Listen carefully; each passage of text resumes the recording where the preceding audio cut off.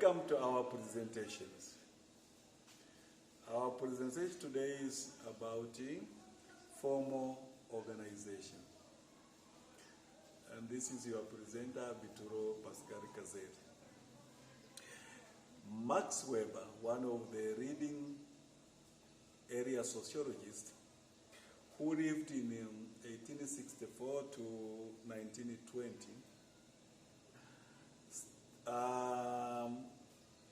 discussed a lot on the organizations of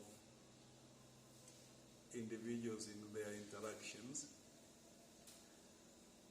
in relation to social dynamics. According to Max Weber, when the society advances, which is characterized by diminishing of the traditional way of living, which gives a way to larger group and larger and heterogeneous groups, present a situation where it is necessary for individuals to form themselves into formal organization. So our presentation today is going to look at the formal organizations. According to a lot of literatures, a formal organization is a large secondary group that follow explicit rules and a procedure to achieve a specific goal or task. So it's a group, but what differentiates it from other groups is that it has got specific rules and regulation and the procedures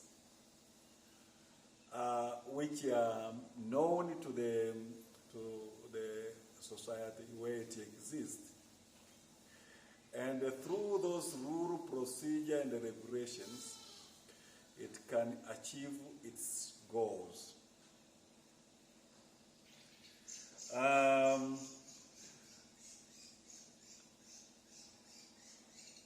Formal organizations are very common in the complex society where we are living today.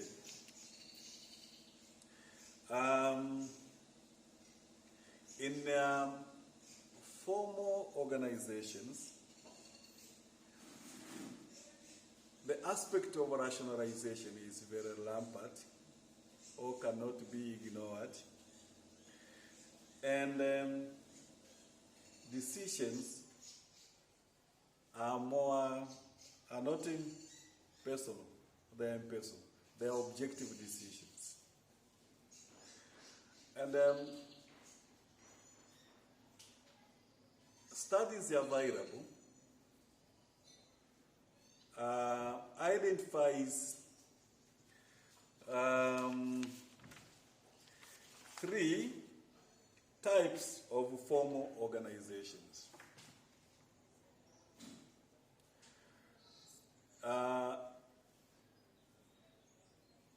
The identification or categorization of the formal organization depends on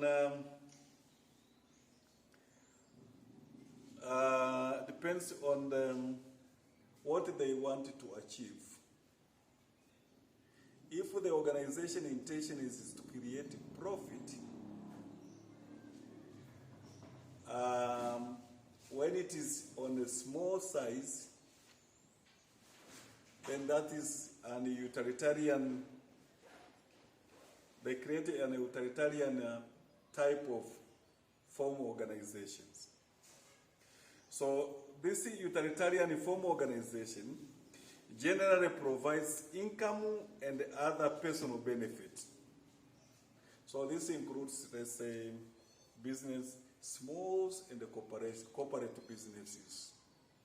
So I've got the Microsoft. It is a formal organization.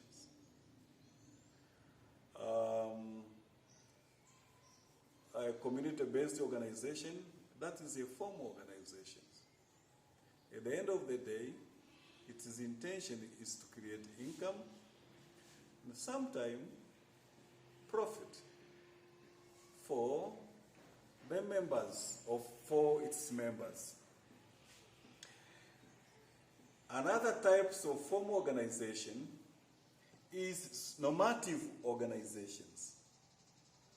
The normative organization are voluntary organizations like political parties.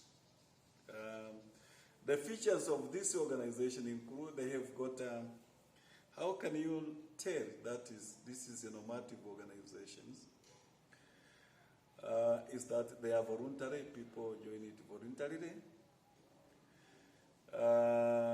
They've got members who are not paid. Instead, they contribute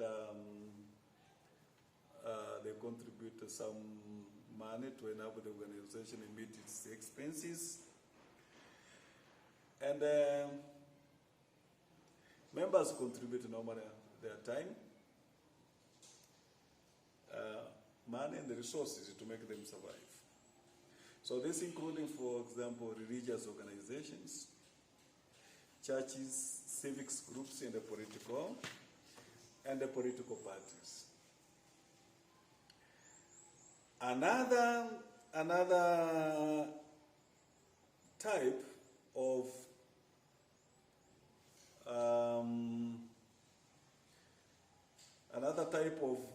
formal organizations is cohesive organizations.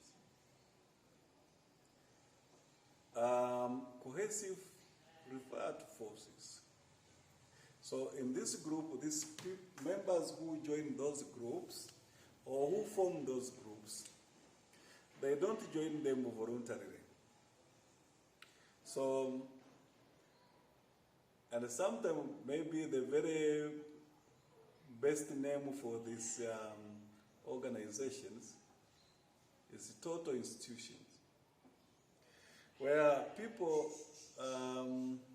don't join those groups involuntarily. Or there is lawbreakers or mental illness, because of the mental illness, or they are lawbreakers, so they are taken into those collective, cohesive organizations, where sometimes people live there for life, because they serve life imprisonment, or they live there for certain defined time. Once they are done, then they leave the group. The intention of cohesive or total institutions is to seek and control phases of life of their members. But I think to be based on these goals of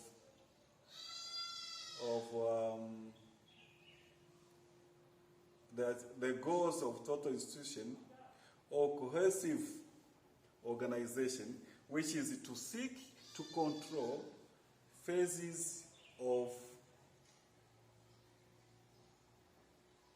members' life, then it is not fair to only include lawbreakers, which means prisons, or mental illness facilities, which accommodate for those who have got mental cases. But this also would also cover the converts of clerks of some religion in the world, like the Catholics. Sometimes because of the celibacy of its priests, who are confined in a certain institutions where the larger part of their life is controlled. The only thing that could make a difference is that they voluntarily join to be members of the Craig. But in terms of how they live and how they are controlled, qualify those Craig institutions, religious institutions, to follow under the cohesive or corrective institutions. So, the world we are living today is actually dominated by formal organizations. As we have said, there is no society which today doesn't have cohesive institutions, cohesive organizations like prisons. The role of corporate organizations is known to everybody, is visible, is notable. And the way individuals organize themselves in groups to achieve economic goals and to make a profit collectively is very imminent and notable. So it's based on that, sociologists have accorded its due time to try to study and know the role they play in our society today. They are very important, and it's very important to know why they exist, how they exist, and how we can interact with them. Thank you for listening to our presentation. Please